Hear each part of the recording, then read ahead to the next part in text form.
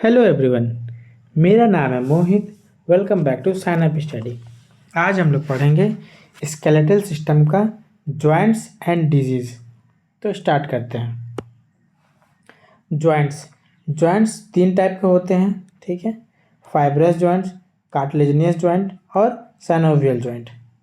याद रखिएगा कि जॉइंट्स कितने टाइप के होते हैं।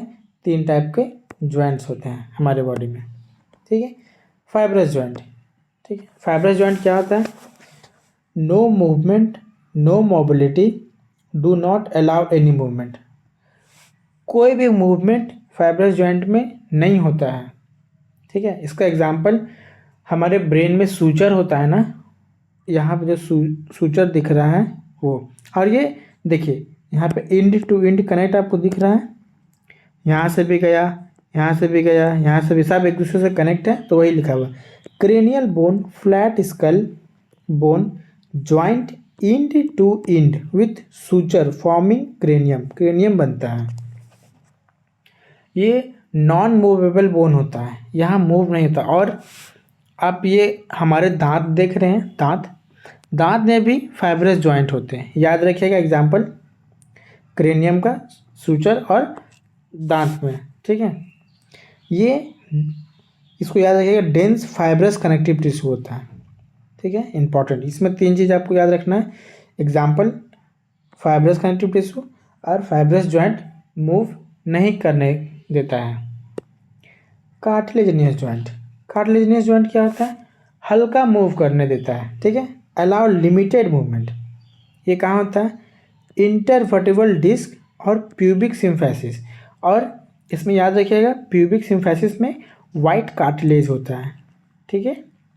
तो देखिए इंटरवर्टिबल डिस्क जो होता है, जब हम लोग सांस लेते हैं तो हमारा चेस्ट रीजन हल्का अप हो जाता है, फिर डाउन होता है। तो ये मूवमेंट कार्टिलेजिनियस जॉइंट के कारण ही होता है, अप डाउन हो जाता है हमारे चेस्ट रीजन। और यहाँ पे भी प्यूबिक सिम्फेसिस में ये कमर के पास ये होते हैं हड्डी, ठीक है। कल बताए थे पिछले क्लास में। साइनोवियल जॉइंट, साइनोवियल जॉइंट पूरे तरीके से मूवमेंट अलाउ करता है, अलाउ मूवमेंट, ठीक है।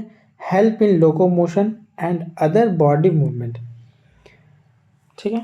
इसमें क्या मदद करता है? लोकोमोशन में, प्लेस चेंज करने में और दूसरे बॉडी मूवमेंट में।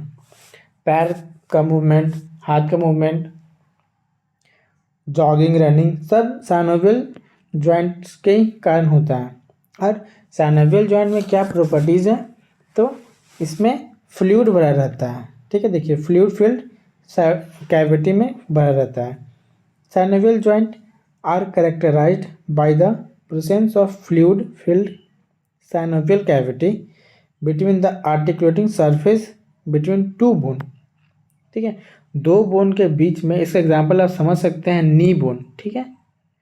जहाँ पटेला होता है ना, वहाँ पे फ्लूइड भरा रहता है।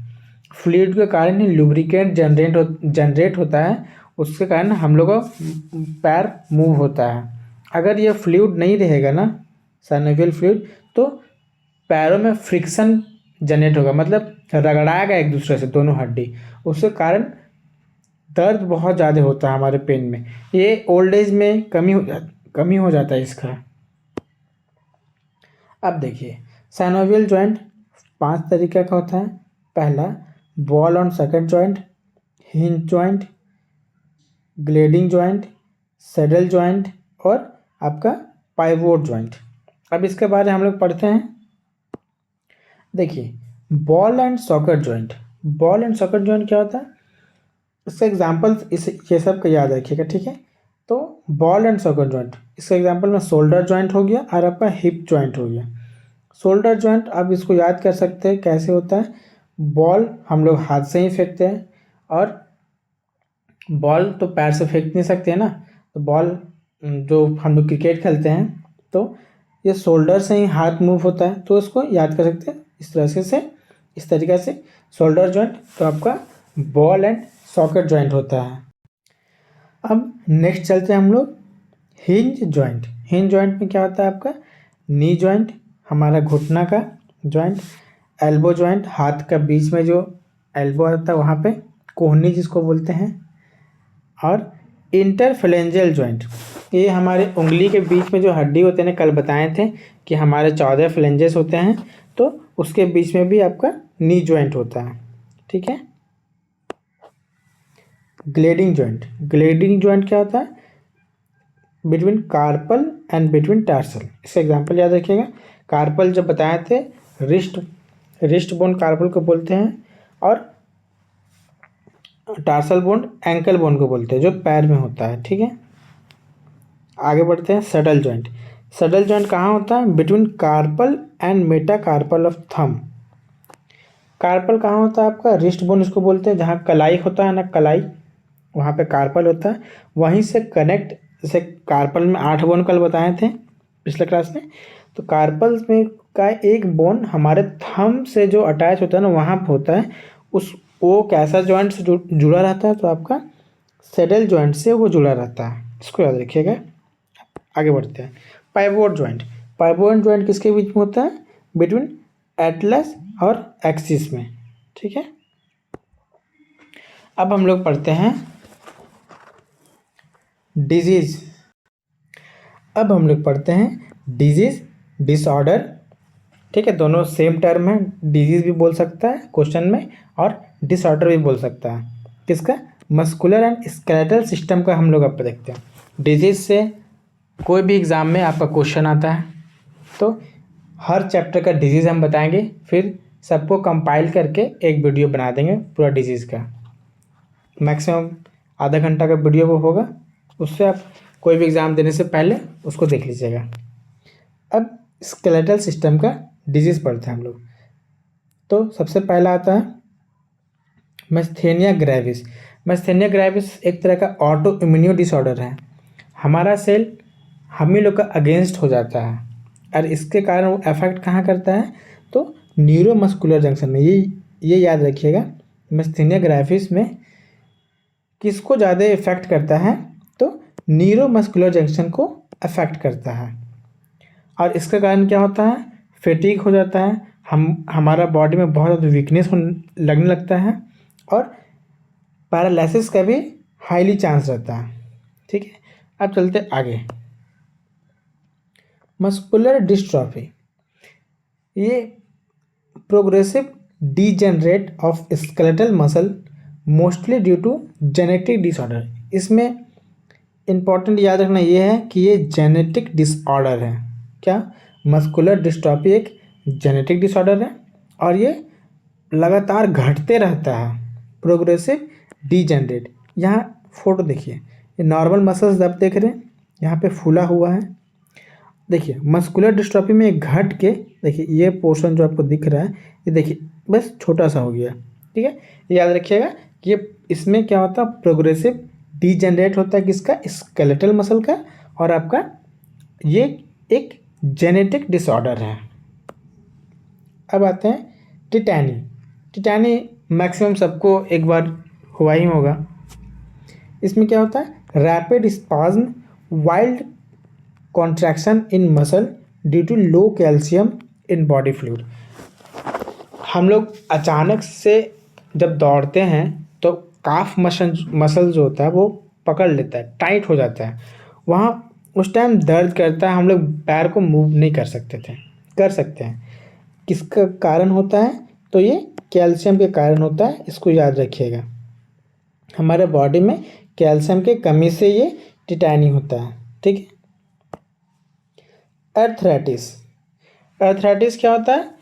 जॉइंट में हल्का, अर्थराइटिस में क्या होता है? आपका इन्फ्लामेशन, सूजन हो जाता है हमारे जॉइंट सब में, कहीं भी हो सकता है। ये स्पेसिफिक नहीं है यहाँ पे। अगर हम ये घुटना का फोटो दिए तो स्पेसिफिक ये घुटना का ही होता है, लेकिन ये सारे जॉइंट में हो सकता है। ठीक है। अब देखिए गॉट, गॉट क्या होता है? गाउट में क्या होता है? देखिए इसमें भी फूल जाता है पैर। अब जॉइंट में फूल जाता ड्यू टू एक्यूमुलेशन, मतलब जमा हो जाता है हमारा यूरिक एसिड का। यूरिक एसिड हमारे बॉडी में बहुत तरीक़े से जमा होके हो जाता है। अगर बहुत ज़्यादा आपका यूरिक एसिड जमा हो जाता है कहीं भी कोई भी पार्ट में, तो वो फूल जाता है, ठीक है। और ये मैक्सिमम देखिएगा मिडिल एज में ही होता है, क्योंकि मिडिल एज में यूरिक एसिड आने का मतलब हमारे बॉडी में इनटेक करने का हाईली हम लोग बहुत ज़्यादा प्रोटीन इनटेक करने से यूरिक एसिड हमारे बॉडी में स्टोर होने लगता है, उसके कारण ये ग्वाट हो जाता है। अब आता है ओस्टियोपोरोसिस। पोर्स मतलब जानते हैं छेदा होता है, पोर हल्का हल्का छेदा होता है। ये क्या है, ये याद रखिएगा ये फीमेल में होता है, मेल में ये नहीं होता है। ये एज रिलेटेड डिसऑर्डर है characterized by decreased bone mass. अब देखिए, अब कोई सॉलिड चीज़ है उस पर अगर होल हो जाए तो उसका मास तो कम हो जाएगा ना, और इंक्रीज चांस ऑफ फ्रैक्चर। मान लीजिए एक सॉलिड चीज़ है, उस पर आप छेदा कर दीजिएगा तो उसको पटकिएगा तो वो टूटेगा ही। तो ये ओल्ड लेडी में देखिएगा जब वो कहीं से गिरती है तो बहुत ज़्यादा फ्रैक्चर होने का चांसेस होता है। और ये किसके कारण होता है, तो ये decrease level of estrogen common cause है, ठीक है। और ये मोस्टली आपको मेनोपोज के बाद होता है।